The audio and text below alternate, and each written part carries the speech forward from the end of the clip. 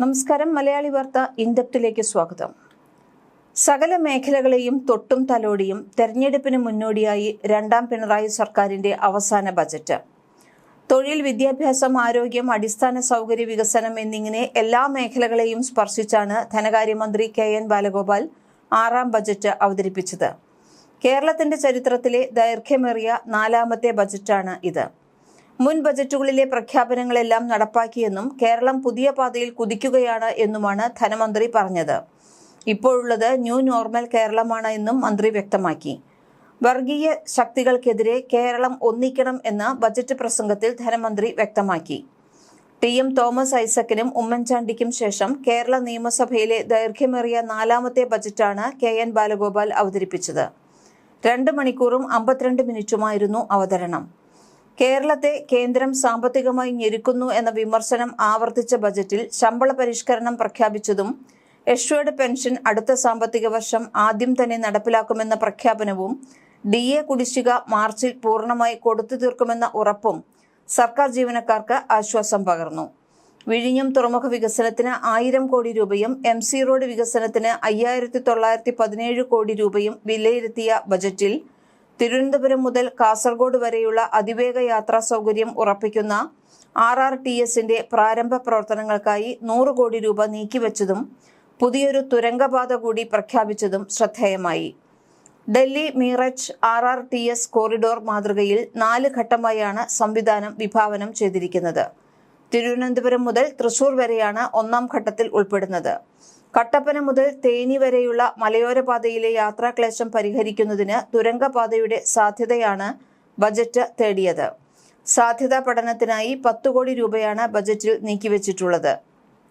എഡേലി ബജറ്റും arts and science കോളേജുകളിൽ പഠിക്കുന്ന വിദ്യാർത്ഥികളുടെ ഡിഗ്രി വിദ്യാഭ്യാസം സൗജന്യമാക്കുമെന്ന പ്രഖ്യാപനവും 1 മുതൽ +2 വരെയുള്ള സ്കൂൾ വിദ്യാർത്ഥികൾക്ക് അപകട ഇൻഷുറൻസ് ഏർപ്പെടുത്താനുള്ള തീരുമാനവും ആശ അങ്കണവാടി ജീവനക്കാരുടെ പ്രതിമാസ വരുമാനത്തിൽ 1000 രൂപയുടെ വർധനയുമാണ് ബജറ്റിലെ മറ്റു ചില ഹൈലൈറ്റുകൾ. ക്ഷേമ പെൻഷൻ വർദ്ധിപ്പിക്കുമെന്ന് പ്രതീക്ഷിച്ചിരുന്നുവെങ്കിലും അതുണ്ടായില്ല. എന്നാൽ ക്ഷേമ പെൻഷൻ വിതരണത്തിനായി 14,500 രൂപയാണ് ബജറ്റിൽ നീക്കിവച്ചത്. കേന്ദ്രത്തിന്റെ സാമ്പത്തിക ഞെരുക്കത്തിനിടയിലും കേരളം മികച്ച നേട്ടങ്ങൾ കൈവരിച്ചു എന്ന് പറഞ്ഞുകൊണ്ടാണ് ധനമന്ത്രി ബജറ്റ് അവതരണം തുടങ്ങിയത്. പ്രതിസന്ധികൾക്കിടയിലും സംസ്ഥാനത്തിന്റെ ധനസ്ഥിതി മെച്ചപ്പെട്ടത് ആശ്വാസം പകരുന്നതാണെന്ന് ധനമന്ത്രി വ്യക്തമാക്കി. തദ്ദേശ സ്ഥാപനങ്ങളിലെ ജനപ്രതിനിധികളുടെ ഓണറേറിയം വർദ്ധിപ്പിക്കാൻ നിർദ്ദേശിച്ചതാണ് മറ്റൊരു സുപ്രധാന പ്രഖ്യാപനം. ബജറ്റിലെ പ്രധാന പ്രഖ്യാപനങ്ങൾ ഇങ്ങനെയാണ്.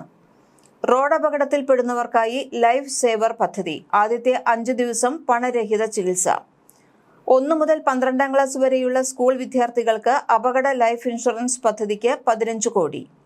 കിളിമാനൂർ, നിലമേൽ, ചടയമംഗലം, ആയൂർ, പന്തളം, ചെങ്ങന്നൂർ പട്ടണങ്ങളിൽ ബൈപ്പാസുകൾ. ആശാ വർക്കർമാരുടെ പ്രതിമാസ വേതനം 1000 രൂപ ഉയർത്തി. അങ്കണവാടി വർക്കർമാരുടെ പ്രതിമാസ വേതനം 1000 രൂപയും ഹെൽപ്പർമാരുടെ പ്രതിമാസ വേതനം 500 രൂപയും ഉയർത്തി. പഞ്ചായത്ത് മെമ്പർമാർ, കൗൺസിലർമാർ എന്നിവരുടെ ഓണറേറിയം വർദ്ധിപ്പിക്കും. തദ്ദേശ സ്വയംഭരണ സ്ഥാപനങ്ങളിലെ മുൻ ജനപ്രതിനിധികളുടെ ക്ഷേമത്തിനായി ക്ഷേമനിധി. പ്രീ പ്രൈമറി അധ്യാപകരുടെ പ്രതിമാസ വേതനം 1000 രൂപ ഉയർത്തി. സ്കൂൾ പാചക തൊഴിലാളികളുടെ പ്രതിദിന വേതനത്തിൽ 25 രൂപ വർദ്ധിപ്പിച്ചു. സാക്ഷരതാ പ്രൊറക്ടർമാരുടെ പ്രതിമാസ വേതനം 1000 രൂപ ഉയർത്തി. കരാർ ദിവസവേതന ജീവനക്കാരുടെ പ്രതിദിന വേതനത്തിൽ 5% വർധനവ് വരുത്തി. ലൈബ്രറിയന്മാരുടെ പ്രതിമാസ അലവൻസ് 1000 രൂപ വർദ്ധിപ്പിച്ചു.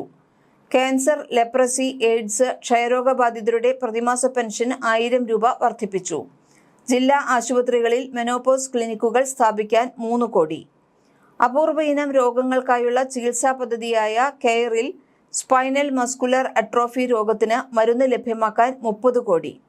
കാരുണ്യ ആരോഗ്യ സുരക്ഷാ പദ്ധതിയുടെ മാനദണ്ഡങ്ങളുടെ പരിധിക്ക് പുറത്തുള്ള കുടുംബങ്ങൾക്ക് പുതിയ ആരോഗ്യ ഇൻഷുറൻസ് പദ്ധതി 50 കോടി. മുൻ മുഖ്യമന്ത്രി VS അച്യുതാനന്ദന്റെ സ്മരണ നിലനിർത്താൻ തിരുവനന്തപുരത്ത് VS സെന്റർ സ്ഥാപിക്കുന്നതിന് 20 കോടി. കട്ടപ്പന തേനി തുരങ്കപാതയുടെ സാധ്യതാ പഠനത്തിന് 10 കോടി. ഇസ്ലാമിക പണ്ഡിതനും സാമൂഹിക പരിഷ്കർത്താവുമായിരുന്ന ഷെയ്ഖ് സൈനുദ്ദീൻ മക്തൂം രണ്ടാമന്റെ പേരിൽ പൊന്നാനിയിൽ ചരിത്ര ഗവേഷണ സെന്റർ സ്ഥാപിക്കാൻ 3 കോടി രൂപ. അയ്യങ്കാളി പഠന കേന്ദ്രത്തിന് 1.5 കോടി. കാവാരിക്കുളം കണ്ടൻകുമാരൻ പഠന കേന്ദ്രത്തിന് 1.5 കോടി. മാർ ഇവാനിയോസ് മ്യൂസിയത്തിന് 1.5 കോടി.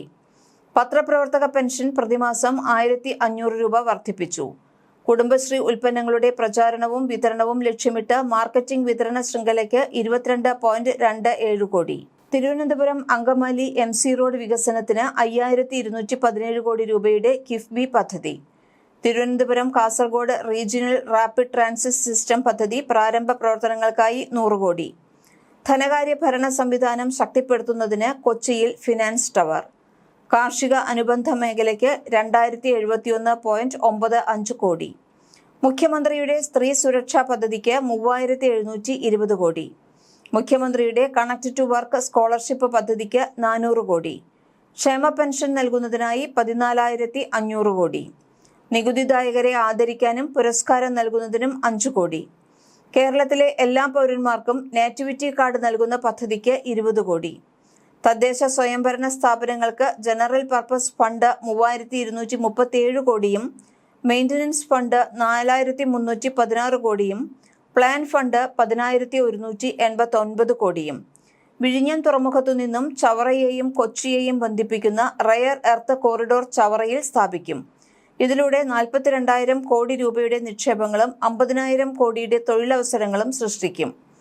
ക്രിട്ടിക്കൽ മിനറൽ മിഷന് 100 കോടി, പ്രതിരോധ ഇടനാഴിക്ക് 50 കോടി. PPP മാതൃകയിൽ കൊച്ചി ഇൻഫോ പാർക്കിൽ ആർട്ടിഫിഷ്യൽ ഇന്റലിജൻസും മറ്റ് സാങ്കേതിക വിദ്യകളും ചേരുന്ന സൈബർ വാലിക്ക് 30 കോടി. തൊഴിൽ പരിശീലനത്തിനും നൈപുണ്യ സമ്പാദനത്തിനും ആഗോള സ്കൂളിന് 10 കോടി. വർക്ക് നിയർ ഹോം വ്യാപിപ്പിക്കുന്നതിന് 150 കോടി. ഗോത്രമേഖലകളിലെ ഗുണമേന്മയുള്ള വിദ്യാഭ്യാസത്തിനായി 60 കോടി ചെലവിൽ സ്പെഷ്യൽ എൻറിച്ച്മെന്റ് പദ്ധതിക്ക് 60 കോടി. ഗിഗ് തൊഴിലാളികൾക്ക് ആധുനിക സൗകര്യങ്ങളോടുകൂടിയ ഗിഗ് ഹബ്ബ് 20 കോടി. പഴയ പെട്രോൾ ഡീസൽ ഓട്ടോറിക്ഷകൾ പൊളിച്ച് ഇലക്ട്രിക് ഓട്ടോകൾ വാങ്ങുന്നവർക്ക് ഒറ്റത്തവണ സ്ക്രാപ്പേജ് ബോണസ് 40,000 രൂപ. ഇലക്ട്രിക് ഓട്ടോറിക്ഷകൾ വാങ്ങുന്നതിനായുള്ള വായ്പകൾക്ക് 2% പലിശ ഇളവ്.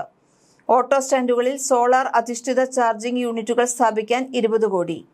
തൊഴിലുറപ്പ് പദ്ധതിക്കായി മുൻവർഷത്തിൽ നിന്നും അധികമായി 1000 കോടി. റിട്ടയർമെന്റ് ഹോമുകൾ സജ്ജമാക്കാൻ സംഘടനകൾക്കും ഗ്രൂപ്പുകൾക്കും സ്വകാര്യ വ്യക്തികൾക്കും സർക്കാർ സബ്സിഡി 30 കോടി. വീടുകളിൽ ഒറ്റപ്പെട്ടു പോകുന്ന മുതിർന്ന വ്യക്തികൾക്ക് ഓൺ കോൾ വോളണ്ടിയർമാരുടെ സേവനം ലഭ്യമാക്കും. ഇതിനായി 10 കോടി. അഡ്വക്കേറ്റ് വെൽഫെയർ ഫണ്ട് 20 ലക്ഷമായി ഉയർത്തും. സെന്റർ ഫോർ ഡെവലപ്മെന്റ് സ്റ്റഡീസിനെ രാജ്യത്തെ മുൻനിര മികവിന്റെ കേന്ദ്രമാക്കി മാറ്റുന്നതിന് 10 കോടി. കേരള കലാകേന്ദ്രം സ്ഥിരം വേദികൾ സ്ഥാപിക്കാൻ 10 കോടി. ഇത്രയാണ് ബജറ്റിൽ ഒറ്റനോട്ടത്തിൽ പറയുന്നത്.